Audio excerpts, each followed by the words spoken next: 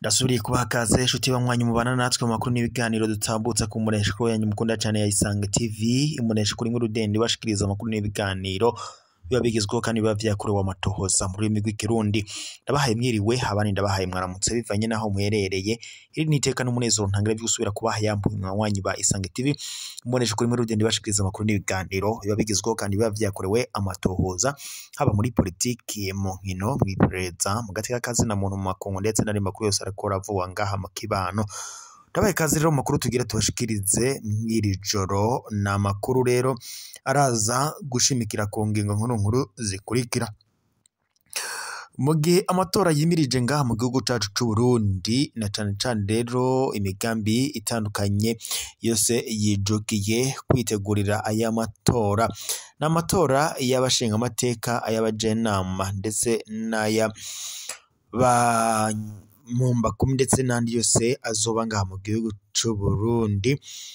N'amakuru rero dufise mw'iri joro nuko aya matora hariko haravugwa ibintu bitari bike mu mugambwe uri ku butegetsi CNDD FDD, aho rero hari kugaragara ko hari bamwe bashaka gutembagaza umukuru w'igihugu c'u Burundi Evariste Ndayishimiye.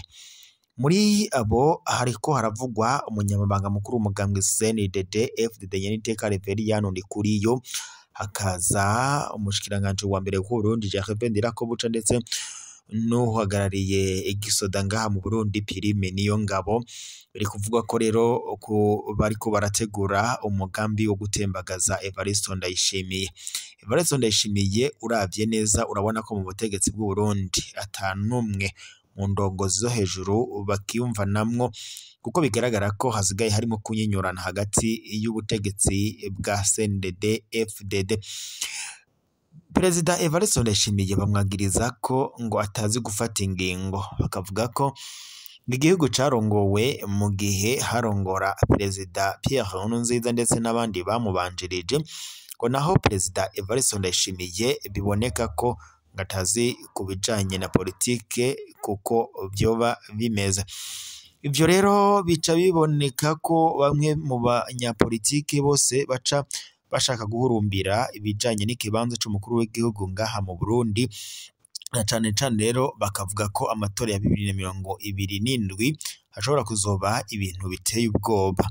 Ibi babishimikira ko bafatiye ku ngingo zo mwaka w'igihe wari perezida w'u Burundi Evariste Ndayishimiye, Perezida Pierre Nkurunziza yiyamamarizaga mu kiringo ca gatatu c'umukuru w'igihugu co kurongora u Burundi. Harabaye ibintu biteye ubwoba, mwese murabizi, bamwe barahunga abandi baricwa. Ni ibintu rero bigaragara ko muri bamwe batavugaga rumwe mu butegetsi bwa Perezida Pierre Nkurunziza nyene batishimiye. Kuri ubu rero bakanavuga ko no mu gihe vyoba bibaye ku ntwaro ya Perezida Evariste Ndayishimiye bishobora kuzosiga ibibazo mu ngaha mu gihugu cacu c'u Burundi. Bagatabaza amakungu rero bavuga ko hakwiriye umutekano ukomeye mu gihe c'amatora ngaha mu gihugu cacu c'u Burundi. Ivyo rero biruko mu gihe kandi abashaka gutembagaza intwaro ya Evariste Ndayishimiye n'ubundi babandanya, bakavuga ko rero mu gihe ngo Perezida Evariste Ndayishimiye akiri ku butegetsi ngo bitazoborohera. Kuri ubu rero iri joro biravuga ko hateguwe kudeta, gusa iyo kudeta bikavuga ko yoba yanagizwemo n'uruhara n'umutambukanyi w'umukuru w'igihugu c'u Burundi Angeline Ndayishimiye, kuko bigaragara ko ngo yoba akorana na bamwe mu ndongozi zishaka gutembagaza umukuru w'igihugu c'u Burundi Evariste Ndayishimiye. Muri abo rero harimo Prime Niyongabo, hakaza umushikiranganje wa mbere w'u Burundi Gervais Ndirakobuca ndetse n'abandi ba generali bakomeye ngaha mu Burundi, ngo bivuga ko boba aribo bahabwa amabanga y'ubutegetsi bwa Perezida Evariste Ndayishimiye, aho rero ayo mabanga ngo bayahabwa n'umutambukanyi wiwe Angeline Ndayishimiye. Muri joro rero i Bujumbura ibara riraguye, kudeta yanutse, gusa bikavuga ko umukuru w'igihugu c'u Burundi Evariste Ndayishimiye yoba yagambaniwe n'umutambukanyi wiwe Angeline Ndayishimiye, na cane cane ko ariwe ngo asigaye agaragara mu mabanga ngo ndetse no gufata ingingo zikomeye ngaha mu gihugu cacu c'u Burundi. Mu yandi makuru, amafaranga angana no mu miliyaridi umwe ndetse n'imiliyoni amajana 9 y'amadolari ya Amerika biravuga ko ariyo ibanki y'isi ifasha mu migambi ya leta y'u Burundi. Ibi rero bikaba byashikirijwe na Nestor Ntahontuye, umushikiranganje w'ikigiga ca leta, hari kuri uyu wa 17 Ndamukiza 2025 Bujumbura, aho hari hahejeje kuba umubonano w'abagize ibanki y'isi mu Burundi ndetse n'abagize leta kugira ngo barabire hamwe ivyakozwe n'iyo fashanyo. Ayo mafaranga akaba rero ariko afasha mu migambi 16 irangurirwa mu gihugu cacu c'u Burundi, hamwe ndetse n'imigambi 3 ihurikweko n'ibihugu nk'u Rwanda, Tanzania ndetse na Repubulika Iharanira Intwaro Rusange ya Congo. Urugero rwo gushira mu ngiro imigambi ifashwa ni banki y'isi ruracari ngo hasi mu Burundi ndetse muri Afrika ndetse no muri Afrika nk'uko bibandanya vyemezwa na Nestor Ntahontuye. Ku bice 25% y'amafaranga yari gukoreshwa muri iyo migambi, hakaba rero harakoreshejwe ibice 13%. Imigambi imwe n'imwe rero nterangutse ngo kubera intambamyi zo guhanahana amakuru ndetse no gukorana bitagenze neza, haba muri banki y'isi mu Burundi ndetse no mu bushikiranganje butandukanye.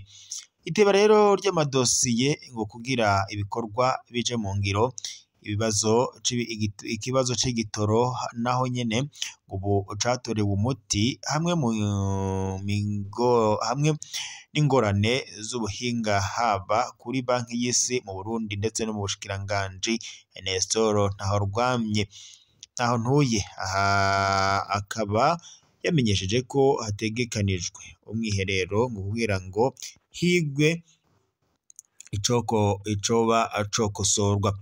Ico twabibutsa nuko iryo huriro ryari ryatewe iteka n'umushikiranganje wa mbere wa leta y'u Burundi Gervais Ndirakobuca, hamwe ndetse na Albert Zeufak, umuyobozi ajejwe ibikorwa vy'ibanki y'isi mu Burundi, u Rwanda, Angola, Sao Tome Principe, nk'uko twabishikirijwe n'amasoko yacu nk'uko nyene twabishikirizwaga n'amasoko yacu twari twohereje ngaho aho ivyo vyariko birabera. Mu yandi makuru mu Bujumbura biriko biravuga ko kuri ubu ngubu ari akanyamuneza kuko abanyagihugu basubiye kubona igitoro mu mihingo itandukanye, ndetse bakavuga ko kuri ubu ngubu n'ibiciro byo kwiyunguruza byamaze kugabanyuka. Ivyo ahatari hake ibitoro ngo biriko biraboneka mu gisagara ca Bujumbura ndetse no kwiyunguruza ngo hatanguye kuboneka agahengwe, ngo nubwo ibiciro bitarasubira hasi cane ku modoka ziduga hagati mu gihugu. Nuko twashoboye rero kuvyibonera inyuma y'umutaga kuri uyu wa 2017 Ndamukiza 2025, aho twashoboye guca ku masitasiyo atari make yo mu gisagara ca Bujumbura. Ibitoro biriko biratangwa ukuri kwamye ku bituro vy'imiduga idugana abantu mu ntara zo hagati mu gihugu. Imiduga yari myinshi cane, abakokayi basemerera n'ijwi rirenga barondera abakiriya. Eka no mu bituro vy'amabisi biri hagati mu gisagara ca Bujumbura haribonekeza impinduka, naho hacibonekeza imirongo miremire. Nk'uko ku gituro c'amashirahamwe yunguruza abantu agence zija mu ntara z'uburaruko kiri kuri Kotebu, aho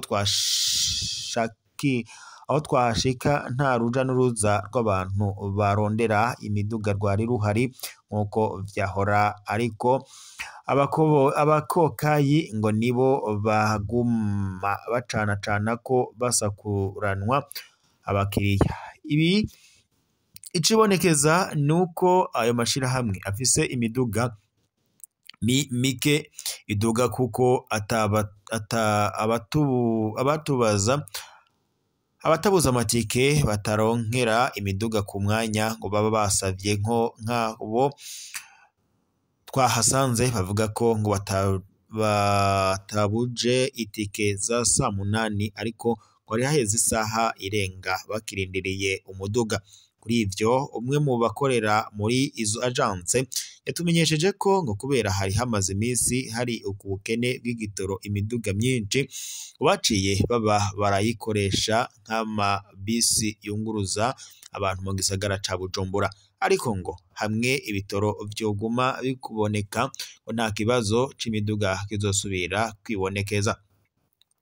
Ahandi twagendeye ni ku gituro co kuri Kotebu ho rero imiduga yari myinshi cane nayo irondera abakiriya. Icibonekeza nuko ibiciro bizwi n'amategeko bicigije incuro zibiri kuko ngo nk'abaja mu ntara ya Ngozi bariko barishura ibihumbi 25 muri Iyanse hamwe ndetse n'ibihumbi 35 kuri Paradox no mu ntara ya Gitega kubaka kwari nako kukaba kwari uko vyifashe ku masitasiyo rero atandukanye twaciye ko. Abafise ingendeshwa barashima ko ubu ngo bariko bahabwa igitoro byose baba bafise muri bwa buhinga bwa igitoro passe mu gihe kandi ngo batahora babarenza amaritiro 200 ku muduga wo wikorera utwabo ndetse hamwe ndetse ni litiro 40 ku miduga ikora akazi ko kunguruza abantu, mu gihe kandi amamoto iyo ngo batayarenzaga amaritiro 5 ariko ubu ngo barabuzuriza. Nubwo biruko ku bituro vy'amabisi haracibonekeza imirongo miremire yabarindiriye ibikibunguruza. Abashoferi twaganiriye bamenyesha ko imiduga itari mike ari uko itondeye ibitoro, ariko ngo bakizera ko guhera ejo aho ngo kugera aho ngo ho bukera biteze ko hazoba impinduka. Hagati aho abo bunguruza abantu hagati mu gisagara bidogera ukuntu nabo ngo batonda imirongo iyo bagiye kwandikisha amaturu baba bakoze nk'uko bitwiganiye ngaha nyine ngo iyo ngo bahagurutse muri ville bagatwara abantu ngo bagarutse baca baja gutonda bakandikisha ko bavuyeyo kuko ngo bategerezwa gukwiza abantu 15 bagasaba ko ngo ho kongerezwa abandika kugira ngo bize birihuta ngo kuko bahamara umwanya muremure imiduga igahagarara kandi n'abantu baba bahagaze ku mirongo. Reka rero tuwe dusozera amakuru yacu ngaha mwiri joro turaza gusubira amakuru araza kubagezwe ko mu gatondo yara amakuru mwashikizwaga n'imbonesha kuri mukuru cyane ya Isange TV. Imbonesha kuri Rudende bashikiriza amakuru n'ibiganiro babigezweho kandi bavyakorewe amatohoza haba muri politiki mu nkino mw'iperereza mu gateka kazi na muntu ndetse n'andi makuru yose abiko ravugwa ngaha mu kibano.